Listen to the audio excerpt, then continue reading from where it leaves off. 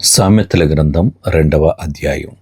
నా కుమారుడా, నీవు నా మాటలను అంగీకరించి నా ఆజ్ఞలను నీ యొద్ద దాచుకొనిన ఎడల, జ్ఞానమునకు నీ చెవియొగ్గి హృదయపూర్వకముగా వివేచనను అభ్యసించిన ఎడల, తెలివికై మొర్రపెట్టిన ఎడల, వివేచనకై మనవి చేసిన ఎడల,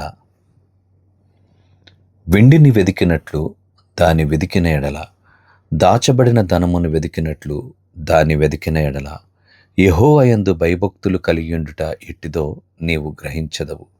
దేవుని గూర్చిన విజ్ఞానము నీకు లభించును. యెహోవాయే జ్ఞానమిచ్చువాడు. తెలివియు వివేచనయు ఆయన నోట నుండి వచ్చును. ఆయన యథార్థవంతులను వర్ధిల్ల చేయును. యుక్త మార్గము తప్పక నడుచుకుని వారికి ఆయన కేడెముగా నున్నాడు. న్యాయము తప్పిపోకుండా ఆయన కనిపెట్టును. తన భక్తుల ప్రవర్తనను ఆయన కాచును. అప్పుడు నీతి న్యాయములను, యథార్థతను, ప్రతి సన్మార్గమును నీవు తెలుసుకొందువు. జ్ఞానము నీ హృదయమున చొచ్చును. తెలివి నీకు మనోహరముగా నుండును.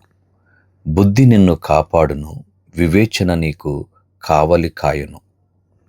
అది దుష్టుల మార్గము నుండి, మూర్ఖముగా మాట్లాడు వారి చేతిలో నుండి నిన్ను రక్షించును. అట్టివారు చీకటి త్రోవలలో నడువవలనని యథార్థ మార్గములను విడిచిపెట్టెదరు. కీడు చేయ సంతోషించుదురు. అతి మూర్ఖుల ప్రవర్తన యందు ఉల్లసించుదురు. వారు నడుచుకొను త్రోవలు వంకరివి. వారు కుటిల వర్తనలు.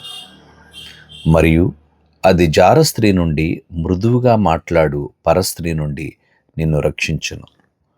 అట్టి స్త్రీ తన యవ్వన కాలపు ప్రియుని విడిచునది, తన దేవుని నిబంధనను మరుచున్నది. దాని ఇల్లు మృత్యువునొద్దకు దారితీయును.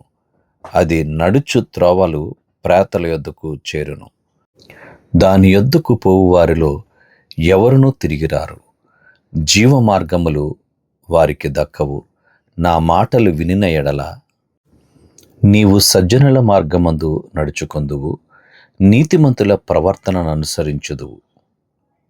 యథార్థవంతులు దేశమందు నివసించుదురు. లోపము లేనివారు దానిలో నిలిచియుందురు. భక్తిహీనులు దేశములో నుండకుండా నిర్మూలమగుదురు.